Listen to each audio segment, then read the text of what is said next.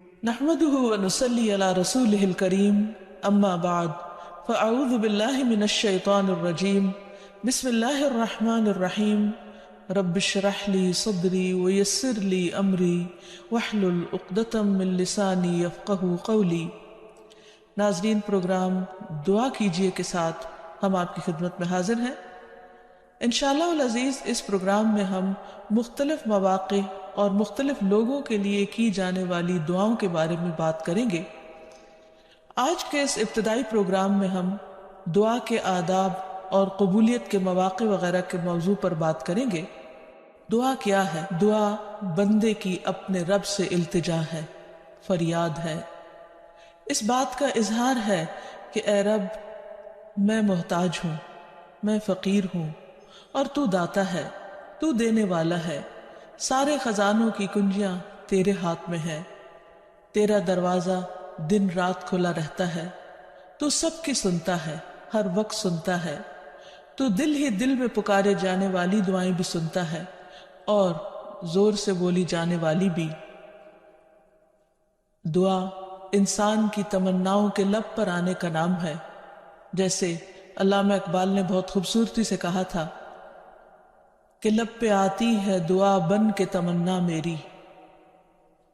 کہ میری تمنائیں، میری آرزویں، میرے اندر کی خواہشات اور میری ضروریات، ان سب کو پورا کرنے کے لیے اے رب میری کوششیں کافی نہیں، ان کی تکمیل کے لیے میں تیرے سامنے ہاتھ پھیلاتا ہوں اور میں تجھ سے ہی دعا کرتا ہوں۔ حضرت زکریا علیہ السلام نے بہت خشوع کے ساتھ اور بہت یقین کے ساتھ اپنے رب سے کہا تھا کہ وَلَمْ أَكُمْ بِدُعَائِكَ رَبِّ شَقِيًّا، کہ تجھ سے دعا مانگ کر اے رب میں کبھی بدبخت رہا ہی نہیں، نامراد رہا ہی نہیں، یعنی تو ضرور سنتا ہے، تو میری بھی سنے گا۔ اسی وجہ سے ہم دیکھتے ہیں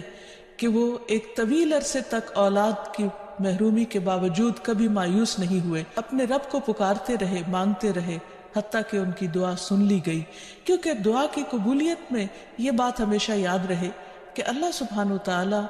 اپنی خاص حکمت کے تحت یہ جانتا ہے کہ کس بندے کو کب کیا چیز عطا کی جانی چاہیے۔ تو آئیے ابتدا میں ہم دیکھتے ہیں کہ دعا مانگتے کیسے ہیں، دعا کا ادب کیا ہے، سلیقہ کیا ہے، کیونکہ یہ ایک انتہائی کمزور اور عاجز انسان کے الفاظ اس کے عظیم رب کی بارگاہ میں اٹھتے ہیں، تو پھر یہ کیسے ہونے چاہیے تاکہ دعائیں قبول ہو جائیں۔ تو اس سلسلے میں سب سے پہلی بات تو یہ ہے کہ انسان کو دعا مانگتے وقت پوری توجہ اور پورے خشوع اور خضوع کا مظاہرہ کرنا چاہیے، کیونکہ اللہ سبحانہ تعالیٰ غافل دل کی دعا نہیں سنتا۔ دعا مانگنے کے ادب میں سب سے پہلا ادب، سلیقہ اور کرینہ یہ ہے کہ انسان پورے اخلاص کے ساتھ، پوری توجہ کے ساتھ، شوق اور محبت کے ساتھ اپنے رب سے مانگے،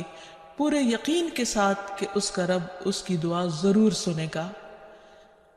قرآن مجید میں اللہ تعالیٰ فرماتے ہیں وَادْعُوهُ مُخْلِصِينَ لَهُ الدِّينَ، اس سے دعا کرو دین کو اسی کے لیے خالص کرتے ہوئے، یعنی صرف اللہ سے مانگو، کسی اور سے نہیں، کیونکہ سب کو دینے والا دراصل وہی ہے۔ انبیاء ہوں یا اولیاء کرام ہوں یا بزرگان دین ہوں، سب کے سب اسی کے آگے سجدہ ریز ہوتے ہیں اور اسی کو پکارتے ہیں۔ نبی صلی اللہ علیہ وسلم صبح سے شام تک ہر موقع پر اپنے رب کو پکارا کرتے تھے، اور وہ تمام دعائیں احادیث کی کتابوں میں ہمیں صحیح سند کے ساتھ ملتی ہیں کہ کس طرح آپ صلی اللہ علیہ وسلم صبح بستر سے اٹھتے وقت اپنے رب کو پکارتے، پھر نماز میں کون کون سی دعائیں مانگتے، پھر اسی طرح کھانا کھانے سے پہلے، کھانا کھانے کے بعد،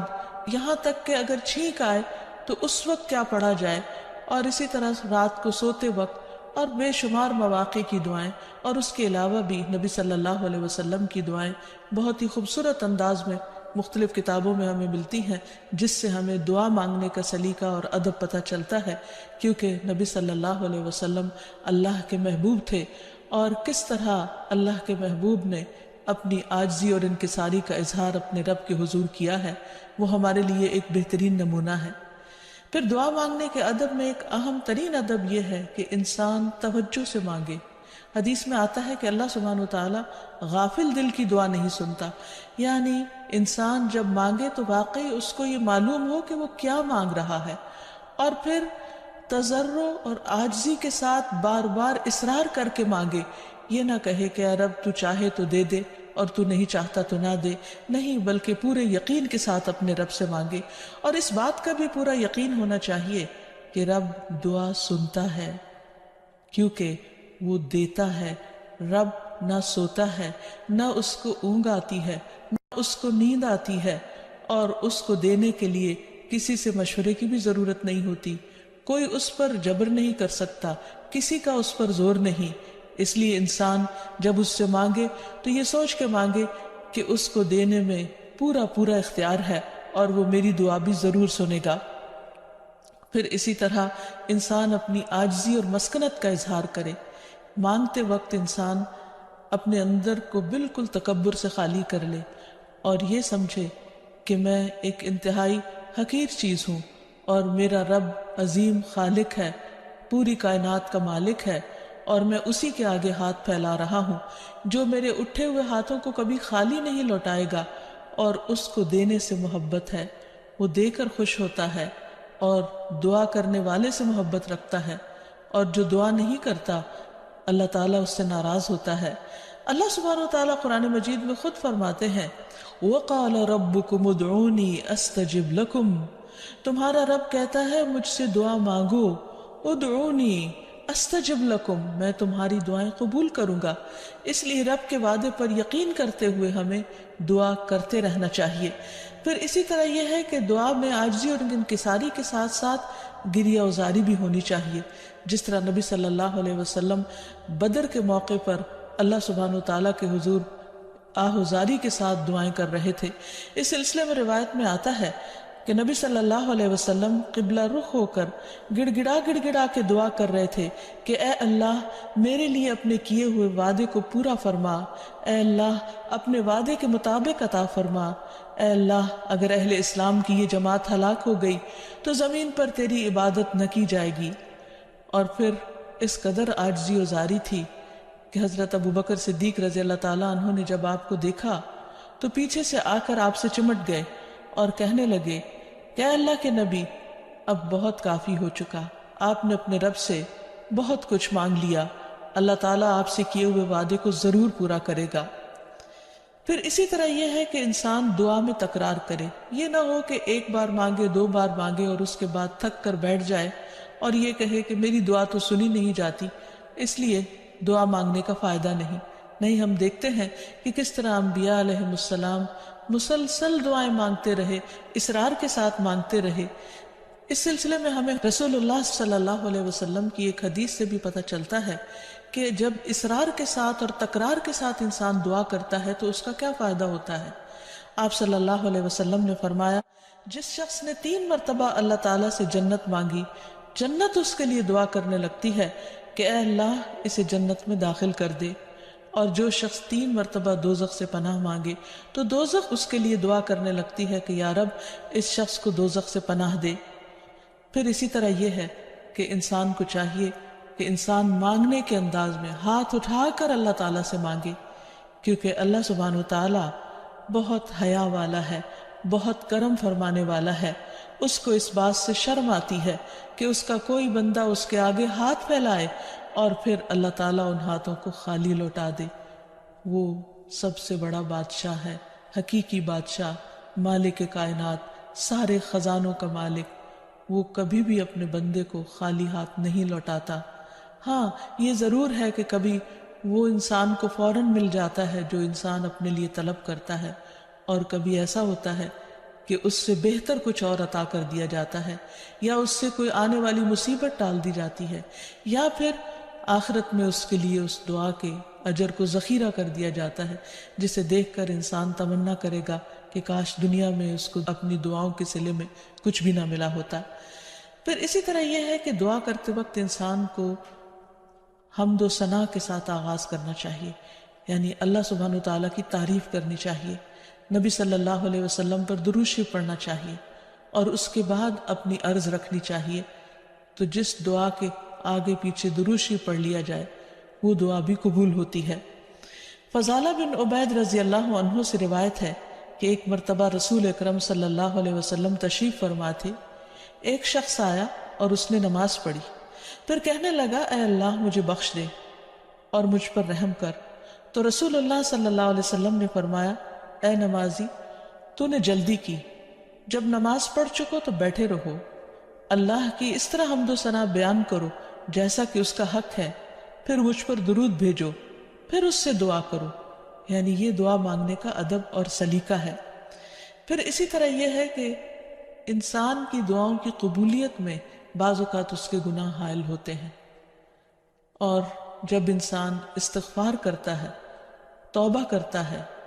تو دروازے کھل جاتے ہیں۔ اسی لیے انسان جب دعا کرے تو اس کے ساتھ ساتھ اپنے رب سے توبہ اور استغفار کرے۔ پھر اسی طرح دعا کرنے کے ادب میں سے ایک چیز یہ بھی ہے کہ انسان جب دعا کرنا شروع کرے تو سب سے پہلے اپنے لیے دعا کرے، پھر اپنے قریبی لوگوں کے لیے دعا کرے، اور پھر تمام لوگوں کے لیے دعا کرے۔ جیسے حضرت ابراہیم علیہ السلام کی دعا میں آتا ہے ربنا اغفر لی ولوالدی وللمؤمنین یوم یقوم الحساب، کہ اے ہمارے رب مجھے بخش دے اور میرے والدین کو بخش دے اور تمام مومنوں کو بخش دے جس دن حساب کتاب قائم ہو۔ پھر اسی طرح دعا مانگنے کے آداب میں سے یہ بھی ہے کہ انسان جامع الفاظ کے ساتھ، بہترین الفاظ کے ساتھ دعا مانگے، اور اس سلسلے میں ہم دیکھتے ہیں کہ نبی صلی اللہ علیہ وسلم سے بڑھ کر کس کے الفاظ جامع ہو سکتے ہیں، کمپریہنسو، کہ کم الفاظ میں زیادہ بڑی چیزیں مانگی گئی ہیں۔ اس لیے ہمیں مسنون دعاؤں کو یاد کرنے اور ان کو پڑھنے کا بھی اہتمام کرنا چاہیے۔ نبی صلی اللہ علیہ وسلم کو جو خاص چیزیں عطا کی گئی تھی ان میں سے ایک چیز جوامع الکلم تھی، جس کے بارے میں آپ نے فرمایا اوتیت جوامع الکلم، مجھے جامع بات کہنے کی صلاحیت بخشی گئی ہے، یعنی کم الفاظ میں زیادہ بڑا مضمون۔ پھر اسی طرح انسان کو اپنے نیک اعمال کو وسیلہ بنا کر دعا کرنی چاہیے۔ اگر زندگی میں انسان نے خالصتاً اللہ تعالیٰ کے لیے کچھ کام کیا ہو تو مشکل وقت میں، تکلیف کے وقت میں، پریشانی کے وقت میں انسان اپنے رب کے سامنے اس نیک عمل کا ذکر کر کے اس کے وسیلے سے دعا کرے۔ جیسے ہمیں ایک حدیث سے پتہ چلتا ہے کہ کچھ لوگ کہیں سفر پر جا رہے تھے تو راستے میں بارش شروع ہو گئی، بارش سے بچنے کے لیے انہوں نے غار میں پناہ لی، تو اتنے میں ایک بڑا پتھر لڑک کر غار کے دروازے کے آگے آ گرا اور غار کا دروازہ بند ہو گیا، اور اس طرح وہ باہر نہیں نکل پا رہے تھے۔ تو اس وقت ان تینوں نے آپس میں یہی سوچا کہ ہم اپنے اس عمل کو سامنے رکھ کر اللہ تعالیٰ سے دعا کرتے ہیں جو خالصتاً ہم نے اللہ تعالیٰ کی رضا کے لیے کیا۔ تو بہرحال تینوں نے اپنے اپنے نیک عمل کا ذکر کیا، جس کی بدولت ان کی دعا قبول ہو گئی اور غار کے پتھر ہٹ گیا جو کہ بظاہر ناممکنات میں سے تھا، اور اس طرح وہ لوگ وہاں سے نکل آئے،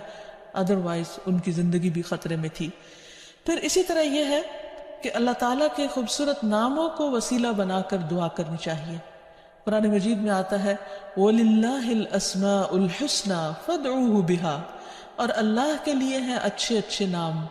بس اسے پکارو ان ناموں کے ذریعے، یعنی ان کے وسیلے سے۔ تو اللہ سبحانہ وتعالیٰ کے نام مختلف دعاؤں کے آخر میں بھی آتے ہیں، اور اس کے علاوہ اللہ تعالیٰ کے ان سارے ناموں کو پڑھ کر بھی دعا کی جا سکتی ہے، یا پھر کسی خاص نام کے ساتھ بھی اس کو پکارا جا سکتا ہے۔ جیسے عموماً ہم یا اللہ تو کہتے ہی ہیں، یا پھر یا رب، یا رحمان، یا رحیم، یا کریم، یا ذی الجلال والاکرام، یا حی یا قیوم برحمتک استغیث۔ ان اچھے اچھے ناموں کے ساتھ اللہ تعالیٰ کو بار بار پکار کر دعا کرنے سے دعا قبول ہوتی ہے۔ پھر اسی طرح اگر کوئی شخص باوضو دعا کرتا ہے تو اس کی دعا بھی قبول ہوتی ہے۔ اس سلسلے میں ہم دیکھتے ہیں ابو عامر رضی اللہ عنہ جب شہید ہوئے تو ابو موسیٰ اشعری رضی اللہ عنہ نے آ کر نبی صلی اللہ علیہ وسلم کو اس کی خبر دی اور کہا کہ ابو عامر نے کہا تھا کہ آپ صلی اللہ علیہ وسلم سے کہنا کہ میرے لیے استغفار کریں۔ آپ نے پانی طلب فرمایا، وضو کیا، پھر ہاتھ اٹھا کر دعا کی، اے اللہ عبید ابو عامر کی مغفرت فرما۔ پھر اسی طرح دعا کی قبولیت کے آداب میں سے ایک ادب یہ بھی ہے کہ انسان حلال رزق کا اہتمام کرے۔ نبی اکرم صلی اللہ علیہ وسلم نے ایک شخص کا ذکر کیا کہ وہ طویل سفر کرتا ہے، پریشان حال ہے اور خاک آلود ہے اس کے بال اور اس کا لباس، اور وہ بہت تھکا ہوا ہے اور اپنے ہاتھ آسمان کی طرف اٹھا کر کہتا ہے یا رب یا رب، لیکن اس کی دعا کہاں سے قبول کی جائے؟ اس کا کھانا بھی حرام کا، اس کا پہننا بھی حرام کا، اور وہ حرام پر ہی پرورش پایا، تو اس کی دعا کہاں سے قبول ہو؟ تو اس سے یہ پتہ چلتا ہے کہ انسان اگر یہ چاہتا ہے کہ اس کی دعائیں قبول ہوں تو وہ اپنے کھانے پینے اور اپنے لباس اور اپنی زندگی میں بھرپور طریقے سے حلال کا اہتمام کرے۔ پھر اسی طرح یہ ہے کہ دعا میں تصنع اور تکلف سے پرہیز کرنا چاہیے۔ اس سلسلے میں ایک حدیث میں آتا ہے، ابن عباس فرماتے ہیں کہ دعا میں قافیہ بندی سے پرہیز کرتے رہنا، کیونکہ میں نے رسول اللہ صلی اللہ علیہ وسلم اور آپ کے صحابہ کو دیکھا ہے کہ وہ ہمیشہ اس سے اجتناب کرتے تھے، یعنی اس سے بچا کرتے تھے۔ پھر اسی طرح دعا میں مبالغے سے بھی پرہیز کرنا چاہیے۔ نبی صلی اللہ علیہ وسلم نے فرمایا عنقریب اس امت میں ایسے لوگ آئیں گے جو طہارت اور دعا میں مبالغہ کریں گے، یعنی حد سے زیادہ لمبی دعائیں کریں گے، کیونکہ دعا اس وقت تک انسان کو کرنی چاہیے جب تک اس کا خشوع و خضوع قائم رہے اور واقعی وہ اللہ سے دعا کر رہا ہو۔ لیکن صرف لمبی دعا اس لیے کہ شاید بہت زیادہ لمبی دعا کرنے سے زیادہ قبولیت ہوگی، تو اصل چیز کوالٹی ہے۔ بعض اوقات انسان صرف ایک جملہ بولتا ہے لیکن اتنے درد کے ساتھ، اتنے احساس کے ساتھ، اتنی شدت کے ساتھ کہ وہی کافی ہو جاتا ہے۔ جیسے یونس علیہ السلام نے مچھلی کے پیٹ میں پکارا تھا، لا الہ الا انت سبحانک انی کنت من الظالمین، کہ لا الہ الا انت، نہیں کوئی الہ مگر تو ہی، سبحانک تو پاک ہے، انی کنت من الظالمین بے شک میں ظالموں میں سے ہوں، میں گناہ گاروں میں سے ہوں۔ تو ان کی دعا فوراً سن لی گئی، قبول کر لی گئی۔ پھر اسی طرح کچھ اوقات اور مقامات ایسے ہیں کہ جہاں انسان کی دعا قبول ہوتی ہے، مثلاً رات کے آخری حصے میں دعائیں بہت قبول ہوتی ہیں۔ حدیث میں آتا ہے رسول اللہ صلی اللہ علیہ وسلم نے فرمایا ہمارا رب تبارک و تعالی ہر رات کو اس وقت آسمان دنیا پر آتا ہے جب رات کا آخری تہائی حصہ رہ جاتا ہے، وہ کہتا ہے کوئی مجھ سے دعا کرنے والا ہے کہ میں اس کی دعا قبول کر لوں؟ کوئی مجھ سے مانگنے والا ہے کہ میں اسے عطا کر دوں؟ کوئی مجھ سے بخشش طلب کرنے والا ہے کہ میں اسے بخش دوں؟ یعنی اگر کوئی اس وقت مجھ سے دعا کرے گا تو میں ضرور اس کی دعا قبول کر لوں گا۔ لیکن عموماً رات کے آخری حصے میں انسان گہری نیند میں چلا جاتا ہے اور یہ قبولیت کا وقت اس سے کھو جاتا ہے۔ تو اس خصوصی طور پر اگر انسان کی زندگی میں کوئی پریشانی ہو یا کچھ چیزوں کے بارے میں وہ واقعی سنجیدہ ہو کہ وہ اسے ملنی چاہیے دنیا اور آخرت کی کامیابیوں میں سے، بھلائیوں اور خیر میں سے، تو اس کو چاہیے کہ اس وقت میں دعا کا اہتمام کرے۔ نبی صلی اللہ علیہ وسلم نے یہ بھی فرمایا کہ تمام اوقات سے زیادہ بندہ پچھلی رات میں اپنے رب کے قریب ہوتا ہے، پس اگر تم سے ہو سکے تو تم اس گھڑی میں اللہ کو یاد کرنے والوں میں سے بن جاؤ تو ضرور بن جاؤ۔ پھر اسی طرح آذان کے بعد اور اقامت سے پہلے دعا قبول ہوتی ہے، یعنی مؤذن جب آذان دے رہا ہو تو جو الفاظ وہ دہرا رہا ہو ان کو دہراتے جانا چاہیے، سوائے حی علی الصلاۃ اور حی علی الفلاح کے کہ اس کے جواب میں لا حول ولا قوت الا باللہ پڑھنا چاہیے۔ اور جب مؤذن آذان کہہ چکے تو آذان کے بعد کی دعا پڑھ کے درود شریف پڑھ کر جو بھی انسان کے دل میں حاجت ہو وہ اپنے رب کے سامنے رکھے، تو وہ دعا کے قبولیت کا وقت ہوتا ہے، اس وقت آسمان کے دروازے کھلتے ہیں۔ تو اس وقت انسان کو یہ وقت ضائع نہیں کرنا چاہیے اور چھوٹی چھوٹی چیزیں بھی اپنے رب سے مانگتے چلے جانا چاہیے تاکہ انسان کسی انسان کا محتاج نہ ہو۔ پھر اسی طرح سجدہ میں انسان اپنے رب کے بہت قریب ہوتا ہے، اس وقت دعائیں خوب سنی جاتی ہیں، تو خوب انسان کو پکارنا چاہیے۔ فرض نماز کے بعد دعا قبول ہوتی ہے، تو فرض نماز کے بعد آیت الکرسی پڑھنا اور دعا مانگنا انسان کے فائدے میں ہے، بجائے اس کے کہ انسان فوراً مصلی سے اٹھ جائے یا ادھر ادھر کی باتیں شروع کر دے۔ پھر اسی طرح جمعے کے دن ایک خاص گھڑی ہوتی ہے جس میں انسان کی دعا قبول ہوتی ہے، اور اس کے بارے میں ایک روایت میں آتا ہے کہ وہ جمعے کے دن کی آخری گھڑی ہوتی ہے۔ تو بہرحال جمعے کے دن خصوصی طور پر دعاؤں کے مانگنے کا اہتمام کرنا چاہیے۔ پھر اسی طرح ماہ رمضان میں ہر دن اور رات میں ایک گھڑی ایسی ہوتی ہے کہ جس میں دعا قبول ہوتی ہے، اس وقت بھی زیادہ سے زیادہ دعائیں مانگنی چاہیے۔ عرفہ کے دن اللہ سبحانہ و تعالیٰ سب سے زیادہ لوگوں کو جہنم کی آگ سے آزاد کرتا ہے، تو اس دن وہاں کے لوگ جو حج پر گئے ہیں وہ تو دعائیں مانگتے ہی ہیں، اور جو لوگ نہیں بھی جا سکے وہ بھی اس دن کی برکت سے فائدہ اٹھاتے ہوئے خوب خوب دعائیں کریں۔ پھر اسی طرح بارش ہوتے وقت بھی دعا قبول ہوتی ہے، پھر زمزم پیتے وقت دعائیں قبول ہوتی ہیں، قرآن مجید کی تلاوت کے بعد دعا قبول ہوتی ہے۔ تو انسان کو ان مواقع سے خوب خوب فائدہ اٹھانا چاہیے۔ پھر اسی طرح مریض اور میت کے پاس جو دعائیں کی جاتی ہیں وہ بھی قبول ہوتی ہیں۔ اور آخر میں یہ کہ رسول اللہ صلی اللہ علیہ وسلم نے بعض ایسے کلمات بتائے ہیں کہ جن کے ساتھ اگر اللہ تعالیٰ کو پکارا جائے تو انسان کی دعا قبول ہوتی ہے،